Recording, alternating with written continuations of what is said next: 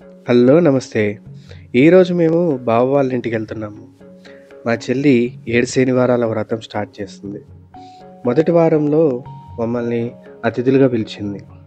So మేము morning బయలుదేరాము. మీరు కూడా రండి. ఆ పూజా విధానం ఎలా ఉంటుందో, సామాగ్రి ఎలా డెకరేట్ చేసుకున్నారో, పూజకి సంబంధించినవి అన్నీ చూపిస్తాను. సబ్స్క్రైబ్ చేసుకోవడం మర్చిపోవద్దు.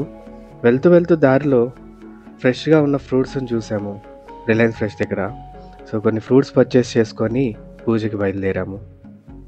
ఇంట్లోకి వెళ్తూనే ఎదురుగా వెంకటేశ్వర స్వామి పటానికి అలంకరణ చేసుకొని చాలా చక్కగా పెట్టారు. ఇంకా నైవేద్యాలు కూడా ప్రిపేర్ చేస్తున్నారు. పానకం, వడపప్పు, పొంగలి, పులిహార, ఇవి నల్ల నువ్వు ఉండలు 7 పూజకి పెట్టడానికి. పీఠం మీద వెంకటేశ్వర స్వామి పటానికి కలశం పెట్టుకొని పసుపు ముద్దతో వినాయకుడిని తయారు చేసుకొని, అమ్మవారి బొమ్మకి అలంకరణ చేసుకొని, వస్త్రాలు సమర్పించుకొని, పిండి ముద్దలతోటి దీపాలు వెలిగించుకొని పూజకి సిద్ధమయ్యాం.